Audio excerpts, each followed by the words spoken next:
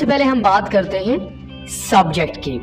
आपको ये चीज सीखनी है कि सब्जेक्ट क्या होता है, क्योंकि अगर आपको ये पता चलेगा कि सब्जेक्ट फिक्रे के अंदर क्या होता है, उसने क्या करना होता है, आपके लिए फिक्रे बनाना आसान हो जाएगा। तो सब्जेक्ट की डेफिनेशन क्या है कि फिक्रे में किसी भी काम के करने वाले को सब्जेक्ट कहा जाता है। दोस्तों, सुबह से लेके शाम तक आप कितने सारे काम करते हैं, ठीक है? तो वो जो काम आप करते हैं उन कामों को करने वाला कोई ना कोई तो होता है, वो आप खुद होते हैं। आप काम को परफॉर्म कर रहे होते हैं, यानी आप काम को कर रहे होते हैं। तो काम बगैर फाइल के यानी बगैर सब्जेक्ट के कभी भी नहीं होता। तो जो काम को करने वाला होता है उसे हम क्या कहते हैं? सब्जेक्ट कहते हैं। सिंपल सी बात है, ठीक है? तो काम करने वाले को हम क्या कहेंगे? सब्जेक्ट कहेंगे। एग्जाम्पल देख लेते हैं ताकि आप थोड़ा सा ज्यादा इसको बेहतर समझ सकें। वो पानी पीता है, ही ड्रिंक्स वाटर। वो पानी पीता है। पानी खुद ब खुद नहीं पिया जा सकता, ठीक है, बल्कि उसको पीने वाला कोई जरूर होना चाहिए। तो यहाँ पर पानी कौन पी रहा है? ही, ठीक है? तो ये हमारे पास वो पानी पीता है, ये आ गया हमारे पास ही, जो है ये हमारे पास सब्जेक्ट आ गया, क्योंकि पानी को वो पी रहा है, तो काम को एक परफॉर्म कर रहा है, ठीक है? वो चाय पीती है, शी टेक्स टी, ये हमारे पास ऑब्जेक्ट है, इसको भी हम डिस्कस करेंगे। ये वर्ब है, इसको भी आगे हम डिस्कस करेंगे। लेकिन अभी हम किसकी बात कर रहे हैं? हम अभी सिर्फ इस सब्जेक्ट की बात कर रहे हैं कि सब्जेक्ट क्या होता है, ठीक है? सब्जेक्ट जो सेंटेंस के हमेशा शुरू में आता है, उसके बाद वर्ब आएगा, उसके बाद आखिर में हमारे पास ऑब्जेक्ट आता है। तो यहाँ पर वो क्या कर रही है? वो चाय पी रही है। तो वो जो लड़की है उसे हम क्या कहते हैं? जो काम को परफॉर्म कर रही है, चाय पीने वाले को, उसे हम क्या कहेंगे? सब्जेक्ट कहेंगे। वो हमारे पास है, ये शी आ गया, ठीक है? उसके बाद अली स्कूल जाता है। तो यहाँ पर अली कौन से काम को परफॉर्म कर रहा है? अली स्कूल जाने वाला जो काम है उसको कर रहा है। तो खुद ब खुद कोई बंदा स्कूल नहीं जाता, बल्कि कोई शख्स होता है जो काम को कर रहा होता है, जाने वाला होता है, तो वो है अली। यहाँ पर अली हमारे पास क्या आ गया? सब्जेक्ट आ गया। वेरी सिंपल दोस्तों, काम को करने वाला कोई ना कोई शख्स जरूर होता है, तो जो काम करने वाला होगा उसे हम क्या कहेंगे? सब्जेक्ट कहेंगे, ठीक है? तो ये पहले हमने सीख लिया सब्जेक्ट। सेंटेंस का दूसरा हिस्सा दोस्तों आता है वर्ब, जो कि सब्जेक्ट के बाद आता है। अब जरा हम वो भी सीख लेते हैं, लेकिन उससे पहले हमें ये सीखना है कि सब्जेक्ट की कितनी अकसाम होती है, ठीक है? मतलब सिंगुलर सब्जेक्ट भी होता है और प्लूरल सब्जेक्ट भी होता है। सिंगुलर सब्जेक्ट जैसा कि आप सिर्फ एक शख्स के बारे में बात करने के लिए यूज करते हैं, वो हमारे पास है आई, ही, शी, इट, ये हमारे पास है सिंगुलर सब्जेक्ट। और वी, यू, दे, ये हमारे पास है प्लूरल सब्जेक्ट, यानी हम दो से ज्यादा लोगों के लिए भी इनको यूज कर सकते हैं, ठीक है? तो हमारे पास जो टोटल सब्जेक्ट है वो है ये आई, मैं, वी, हम में ज्यादा लोग भी हो सकते हैं, यू, तुम। अब ये जो यू है दोस्तों, इसे आप सिंगुलर और प्लूरल दोनों लिहाज से यूज कर सकते हैं। वो कैसे? जैसे कि आपका जो टीचर है वो क्लास के अंदर एंटर होता है, तो वो क्या करता है? वो कहता है हाउ आर यू। वो कभी भी हर एक को स्पेसिफाई करके नहीं बोलता। तो हाउ आर यू का मतलब क्या होता है कि वो पूरी क्लास से पूछ रहा होता है कि तुम सब कैसे हो। तो इसे हम सिंगुलर और प्लूरल दोनों लिहाज से यूज कर सकते हैं। दे जमा के लिए इस्तेमाल होता है जब हम दो से ज्यादा लोगों के बारे में बात करें। शी लड़की के लिए इस्तेमाल होता है, और इट गैर जानदार चीजें जैसा कि पंखा और टेबल, लैपटॉप या कोई एनिमल है उसके लिए हम इट का इस्तेमाल करते हैं। ही ये लड़के के लिए इस्तेमाल होता है, ठीक है दोस्तों? यहाँ पर हमने सब्जेक्ट को सीख लिया। अब हम बात करते हैं जी वर्ब की। वर्ब क्या होता है? जो कि सब्जेक्ट के बाद आता है। सबसे पहले इसकी डेफिनेशन देखते हैं। वो फेल जो किसी काम के करने या होने को जाहिर करे। फेल दोस्तों ये चीज आपने देखनी है, यहाँ पर फेल ये किसी न किसी काम को जाहिर करेगा। जैसा कि मैंने आपको बताया, सुबह से लेके आप हजारों काम करते हैं, तो काम को एक जो करने वाला होता है उसे हम सब्जेक्ट कहते हैं।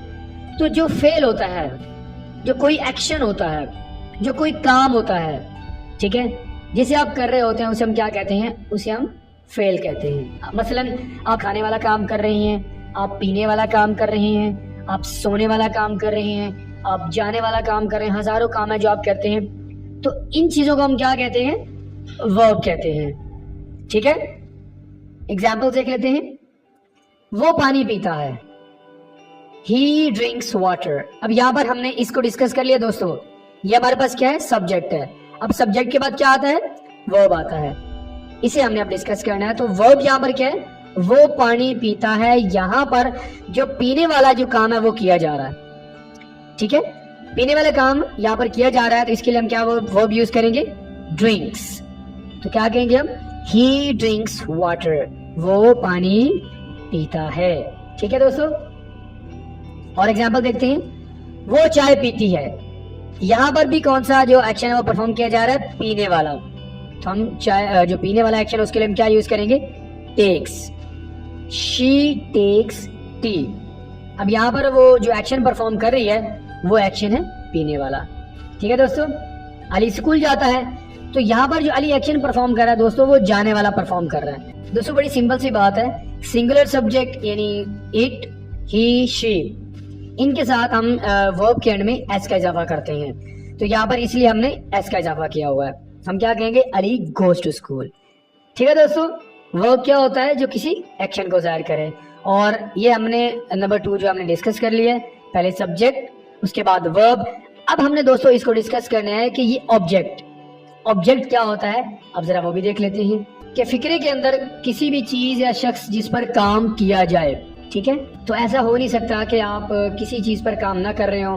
मसलन आप किसी को मार रहे होते हैं तो कोई ना कोई आगे आपके सामने शख्स होता है जिसको आप मार रहे होते हैं, या आप किसी चीज को पी रहे होते हैं तो आप किस चीज को पी रहे हैं। ठीक है, अगर आप सफर कर रहे हैं तो आप किस जगह पे सफर कर रहे हैं, तो आप उस चीज को मेंशन करते हैं, उसे हम कहते हैं ऑब्जेक्ट। ठीक है, ऑब्जेक्ट क्या होता है, जिस चीज पर काम हो रहा होता है। मसलन ये देखें, वो पानी पीता है, ये हमारे पास आ गया वो सब्जेक्ट, ये पीता ये हमारे पास एक्शन आ गया, और जो पानी है इसको पिया जा रहा है। मतलब क्या है कि इस पर जो है ये काम हो रहा है, इसी एक्शन के ऊपर काम हो रहा है, तो इसे हम क्या कहेंगे, ऑब्जेक्ट कहेंगे। ऑब्जेक्ट हमेशा सेंटेंस के आखिर में आएगा। ठीक है, तो जिस चीज या शख्स पर काम होगा उसे हम क्या कहेंगे, ऑब्जेक्ट कहेंगे।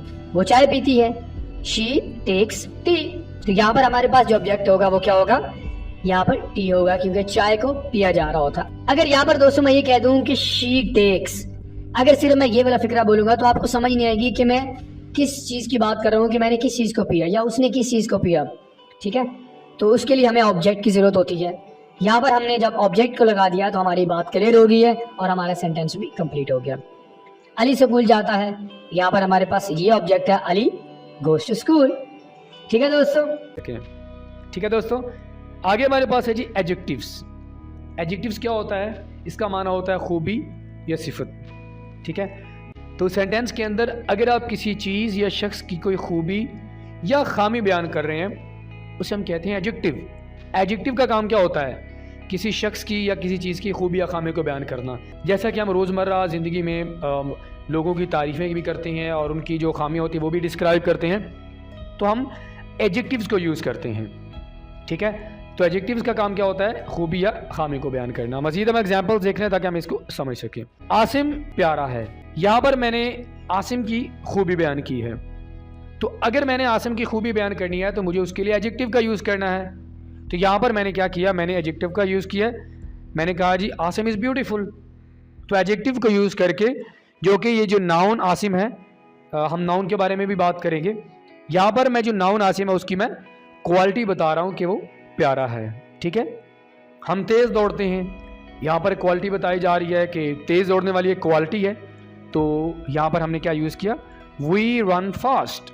यहाँ पर हमने फास्ट एडजेक्टिव को यूज़ किया है ये बताने के लिए कि हम तेज़ दौड़ते हैं। वो एक सुस्त इंसान है, he is a dull man. यहाँ पर हमने डल एडजेक्टिव को यूज़ किया।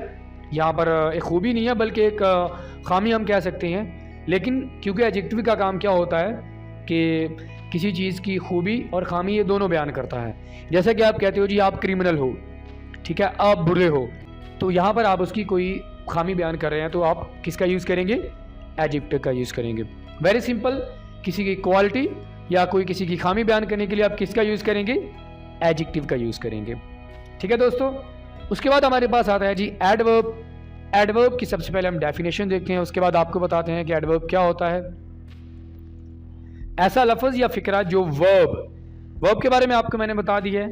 ठीक है, उम्मीद है कि आपको इसमें कोई कन्फ्यूजन नहीं होगी। ठीक है, ऐसा फिक्रा जो वर्ब या एडजेक्टिव, अभी अभी आपको मैंने बताया कि एडजेक्टिव क्या होता है, में कुछ इजाफा या उनकी खूबी बयान करे। अब एडवर्ब का काम क्या होगा कि आपके पास एक वर्ब होगा या एडजेक्टिव होगा, ये उनमें कुछ ना कुछ इजाफा करेगा, मतलब उनमें पहले से कोई चीज़ होगी, लेकिन जैसा कि हम करते हैं ना कि किसी काम में कोई इजाफा कर देते हैं, किसी की तारीफ़ में हम इजाफा कर देते हैं, किसी की खूबी बयान करने में हम इजाफा कर देते हैं, तो एडवर्ब का काम ये होता है कि किसी चीज़ में उसने इजाफा करना होता है। तो इजाफा करने के लिए हम किसको यूज़ करेंगे? एडवर्ब को यूज़ करेंगे। एग्जाम्पल देखते हैं, वो तेज़ भागता है, ठीक है। अगर यहाँ पर मैं सिर्फ ये कहूँगा कि ही रन्स, वो भागता है, ठीक है। अब आगे वाले को ये समझ नहीं आएगी कि वो आहिस्ता भागता है या तेज़ भागता है, आपको भी समझ नहीं आएगी।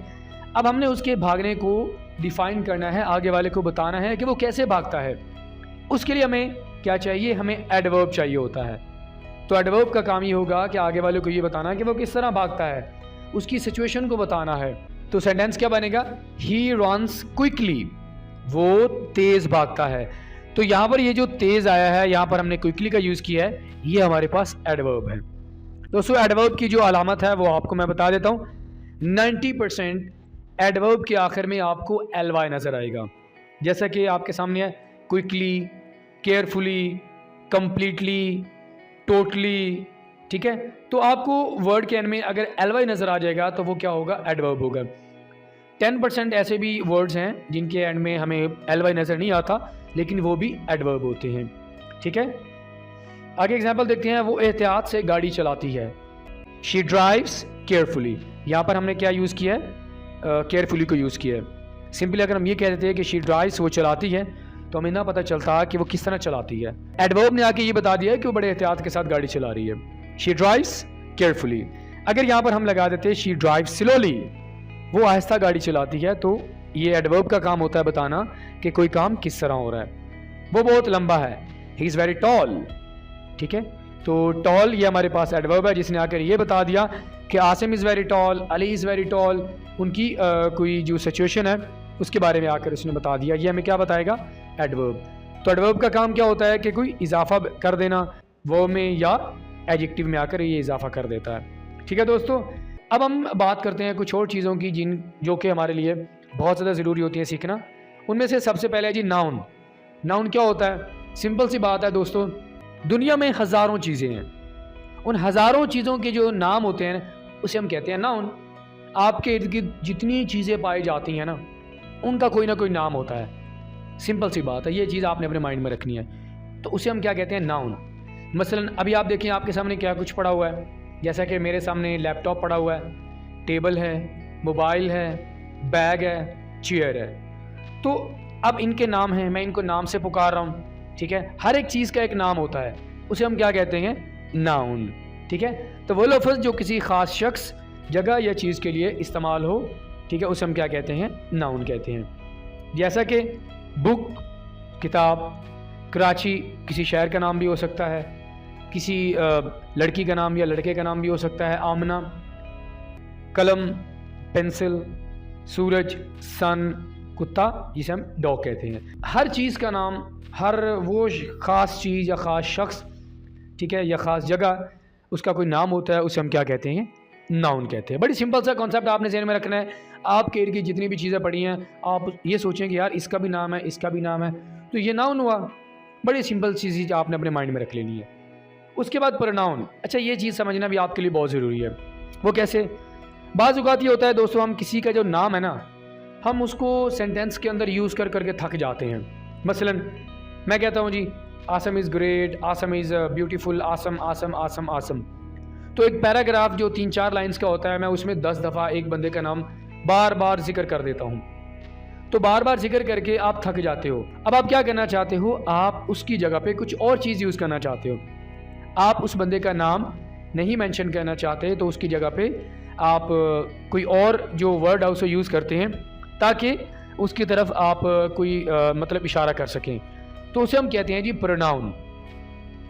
प्रोनाउन क्या होता है? ये वो लफ्ज़ है जो किसी नाउन की जगह पे इस्तेमाल किया जाए। मसलन आसम को आपने एक दफ़ा इस्तेमाल कर दिया, अब पूरे जो पैराग्राफ होगा उसमें आप क्या यूज़ करोगे?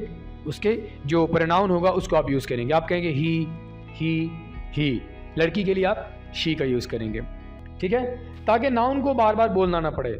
नाउन क्या होता है जी, आसिम को आप या अली को आप बार बार मेंशन नहीं करना चाहते, तो वहाँ पर आप जो है उसके जो प्रोनाउन होते हैं उसको आप यूज़ करेंगे। जैसे कि हमारे पास एग्जांपल देख लें, अली इज़ अ बॉय, ठीक है। अब यहाँ पर देखें हमारे पास क्या है, ये अली नाउन हमारे पास, ठीक है। तो आगे वाला जो सेंटेंस है मैं उसमें अली का यूज़ नहीं करना चाह रहा, मैं चाहता हूँ कि कुछ हमारे पास कोई और डिफरेंट वर्ड हो, तो मैंने उसका जो प्रोनाउन है मैंने ही को यूज़ कर दिया, ठीक है। इस तरह हमारे पास है जी सना इज़ ब्यूटीफुल, यहाँ पर सना का नाम मैंने मेंशन कर दिया, ये हमारे पास नाउन है, ठीक है। तो आगे मैंने उसका जो प्रोनाउन है उसको यूज़ कर दिया, मैंने शी का यूज़ कर दिया, ठीक है। इस तरह हमारे पास है जी आसिम इज़ अ टीचर, तो आगे वाला जो सेंटेंस है उसमें मैंने सोचा कि नहीं मैं अब आसिम का नाम मेंशन नहीं करूँगा, बल्कि मैं उसकी जगह पे कोई और वर्ड यूज़ करूँगा, तो वो है जी ये प्रोनाउन ही। सिंपल सी बात है, अगर आप किसी चीज़ का या किसी जगह का, किसी शख्स का, बल्कि ये ख़ास तौर पर शख्स के लिए होगा, अगर आप उसका नाम बार बार मेंशन नहीं करना चाहते, बार बार नहीं बोलना चाहते, तो उसकी जगह पे आप प्रोनाउन का इस्तेमाल करते हैं। बहुत ही सिंपल सी चीज़ है। ओके दोस्तों, अब हम बात कर लेते हैं कुछ और इम्पोर्टेंट चीज़ों की जो कि आपकी स्पीकिंग के लिए बहुत ज़्यादा हेल्पफुल साबित होंगी। उसमें हमारे पास सबसे पहले है इज़ का इस्तेमाल समझने से पहले हमें इसकी डेफिनेशन का पता होना चाहिए। मौजूदा ज़माने में जब किसी शख्स की खूबी बतानी हो या किसी चीज़ का वजूद बताना हो, तब हम इसका इस्तेमाल करेंगे। दोस्तों याद रखना है, मौजूदा ज़माने से मुराद क्या होता है। जब भी आपके सामने मौजूदा ज़माना आए तो इसका मुराद क्या होगा, प्रेजेंट इंडेफिनिट टेंस। ये जो आपको कुछ चीज़ें सिखाई जा रही हैं, मोस्टली ये प्रेजेंट इंडेफिनिट टेंस का जो ज़माना है उसमें इस्तेमाल होती हैं, ठीक है। तो इसका इस्तेमाल हम कब करेंगे, मौजूदा ज़माने में, यानी प्रेजेंट इंडेफिनिट टेंस में। किस चीज़ के बारे में बताने के लिए, किसी शख्स की अगर आपने खूबी बतानी है, किसी चीज़ की आपने वजूद के बारे में बात करनी है, तब आप इसका इस्तेमाल करेंगे। इसका जो सेंटेंस होगा उसके आखिर में क्या आएगा, उर्दू में है, जैसा कि वो खिलाड़ी है, वो आसिम है, वो एक आदमी है, टीचर शरीफ है, अली झूठा है, वो खुश है, वो अच्छा है, एक्सेट्रा। तो देखा आपने, सेंटेंसेस के आखिर में आपको है नज़र आएगा, तो जहाँ पर आपको है नज़र आएगा वो क्या होगा, इज़ होगा, ठीक है। अब हम इसकी कुछ एग्जांपल्स इंग्लिश में देख लेते हैं ताकि हम इंग्लिश में भी थोड़ा सा समझ लें। He is Asim, he is happy, he is good, he is sad, Ali is liar, he is a man, ठीक है। यहाँ पर आपने एक चीज़ और समझ लेनी है दोस्तों, इसका इस्तेमाल मौजूदा ज़माने में वाहिद के साथ किया जाएगा। ये वाहिद क्या है, आपको मैं सब्जेक्ट्स के बारे में बता चुका हूँ कि दो तरह के सब्जेक्ट्स होते हैं, सिंगुलर और प्लूरल। सिंगुलर में ही शी इट आता है और प्लूरल में आई वी यू दे। तो जो इज़ है इसके साथ आप सिर्फ और सिर्फ सिंगुलर सब्जेक्ट का इस्तेमाल करेंगे, इसके अलावा आप कोई और सब्जेक्ट इसके साथ इस्तेमाल नहीं करेंगे, ठीक है। जैसे कि हमारे पास एग्जांपल मौजूद हैं, वो बिल्ली है, ठीक है, इट इज़ अ कैट, वो किताब है, इट इज़ अ बुक, वो फ़कीर है, ही इज़ अ बैगर। तो इसके साथ आप सिंगुलर सब्जेक्ट यानी ही शी इट का इस्तेमाल करेंगे और इसे हम मौजूदा वक़्त में इस्तेमाल करेंगे। उम्मीद है दोस्तों ये आपको समझ आ गया होगा। अब हम आगे मूव करते हैं। एम का माना होता है हूँ। जैसे कि आप कहते हैं मैं डॉक्टर हूँ, मैं खिलाड़ी हूँ, मैं टीचर हूँ, मैं कुक हूँ, मैं हाउसवाइफ हूँ। तो आपको सेंटेंस के आखिर में क्या नज़र आ रहा है, हूँ। उसके लिए आप कौन सा वर्ड यूज़ करते हैं, उसके लिए आप जो हेल्पिंग वर्ब यूज़ करते हैं वो है एम।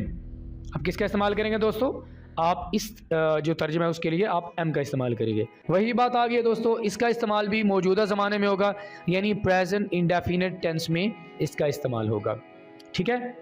इसके साथ हम आई सब्जेक्ट का इस्तेमाल करेंगे। दोस्तों ये चीज़ आपके लिए समझना बहुत ज़रूरी है। एम के साथ हम सिर्फ एक सब्जेक्ट का यूज़ करेंगे, वो है आई। इसके अलावा हमारे पास जितने भी सब्जेक्ट्स हैं उनका इस्तेमाल हम जो है एम के साथ नहीं करेंगे। सिर्फ किसका इस्तेमाल करेंगे, हम आई का इस्तेमाल करेंगे, वो भी किसके साथ, एम के साथ। याद रखिएगा, ये चीज़ आपके लिए अपने माइंड में रखना बहुत ज़रूरी है। एग्जाम्पल देखते हैं। आई एम अ टीचर, मैं उस्ताद हूँ। आई एम हार्ड वर्किंग, मैं मेहनती हूँ। आई एम पुअर, मैं गरीब हूँ। मैं एक लड़की हूँ। आई एम अ गर्ल, मैं ज़हीन हूँ। आई एम इंटेलिजेंट, मैं तालिब इल्म हूँ। I am student. तो आपने देखा दोस्तों, यहाँ पर एम का जो हम यूज़ कर रहे हैं वो सारे के सारे जो हमारे पास सब्जेक्ट हैं वो कौन से हैं, ये हमारे पास आई सब्जेक्ट है। इसके अलावा यहाँ पर आप he, she, it, I, sorry, we, you, they, कोई भी सब्जेक्ट यहाँ पर इसके साथ यूज़ नहीं करेंगे। बस ये चीज़ आपने सीख लेनी है कि मौजूदा ज़माने में हम इसको यूज़ करेंगे और सिर्फ आई सब्जेक्ट के साथ इसका हम इस्तेमाल करेंगे। आगे हमारे पास है जी आर। आर का इस्तेमाल भी आप उस मौजूदा ज़माने में करते हैं। मौजूदा ज़माने से क्या मुराद है? Present indefinite tense. ठीक है, तो आर का इस्तेमाल हम एक से ज़्यादा फ़ाइल के लिए करेंगे। मतलब हमारे पास जब एक से ज़्यादा लोग होंगे या चीज़ें होंगी, उनके बारे में अगर हम बात करना चाहते हैं तो हम आर का इस्तेमाल करेंगे। ठीक है, जैसा कि वो खिलाड़ी हैं, वो तालिब इल्म हैं, वो कुक हैं, वो इंजीनियर्स हैं, वो उस्ताद हैं। तो हूँ और हैं, ये थोड़ा सा इसमें फ़र्क है। तो इसके आखिर में आ जाएगा हैं, और जो एम है उसके आखिर में क्या आएगा? हूँ आएगा। तो ये दोनों में थोड़ा सा फ़र्क है। बाकी इसका इस्तेमाल भी प्रेजेंट डेफिनेट टेंस में होगा, और इसके साथ जो फ़ाइल इस्तेमाल करेंगे वो हम एक से ज़्यादा, यानी कि हम जब 2 या 3 लोगों की या इससे ज़्यादा की बात करेंगे तो हम आर का इस्तेमाल करेंगे। एग्जाम्पल देख लेते हैं। यू आर बॉय, तुम क्या हो? लड़के हो। ठीक है। यू आर गर्ल, तुम लड़की हो। यू आर स्टूडेंट, तुम तालिब इल्म हो। यू आर टीचर, तुम उस्ताद हो। यू आर हार्ड वर्किंग, तुम मेहनती हो। यू आर हैप्पी, तुम खुश हो। तो यू के साथ आप इस्तेमाल करेंगे। इसके अलावा हमारे पास और भी सब्जेक्ट हैं। We, they, we are student, we are student, हम क्या हैं? तालिब इल्म हैं। और क्या है हमारे पास? दे आर इंटेलिजेंट, वो ज़हीन हैं। दे आर टीचर्स, वो उस्ताद हैं। तो जो प्लूरल सब्जेक्ट्स हैं उनके साथ हम आर का इस्तेमाल करेंगे। बाकी इसके अलावा हम आर का इस्तेमाल किसी और सब्जेक्ट के साथ नहीं करेंगे, क्योंकि आर जो है एक से ज़्यादा जो चीज़ें हैं या लोग हैं उसके बारे में बात करने के लिए यूज़ किया जाता है। दोस्तों अब हम बात कर लेते हैं वाज और वर की। वाज का इस्तेमाल हम माजी में करते हैं, यानी पास्ट में हम इसका इस्तेमाल करते हैं। किसी भी काम के बारे में अगर आपने बताना हो माजी में, पहले हमने जो भी आपको समझाया है दोस्तों, वो हमने उन चीज़ों के बारे में बात की है जो हम मौजूदा ज़माने में यूज़ करते हैं। लेकिन अब क्या है, हम पास्ट के बारे में अगर हम बात करना चाहते हैं तो हम किस तरह करेंगे? हम वाज का इस्तेमाल कर सकते हैं। इसकी अलामत क्या होगी? वो था, वो थी, वो थे। जैसा कि आप कहते हैं कि वो स्टूडेंट थे, वो टीचर थे, वो ज़हीन थे, वो घर पे थे। इस तरह की जो अगर हम बात करते हैं तो हम किसका इस्तेमाल करेंगे? हम वाज का इस्तेमाल करेंगे। वाज का इस्तेमाल आप सिंगुलर सब्जेक्ट के साथ करेंगे। सिंगुलर सब्जेक्ट्स कौन कौन से हैं? आई, ही, शी, इट। यह आपने अपने ज़हन में रखना है, क्योंकि अगर आपको सब्जेक्ट समझ आ जाएगी तो इस आपके लिए आगे सेंटेंसेस बनाना आसान हो जाएगा। ठीक है, एग्जाम्पल देखते हैं। ही वॉज एट होम, वो घर पे था। तो यहाँ पर हमने जो सिंगुलर सब्जेक्ट है उसके साथ वाज का इस्तेमाल किया।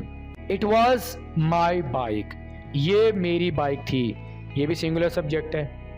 वो स्कूल में थी, she was in the school, ये एक बिल्ली थी, इट वॉज ए कैट।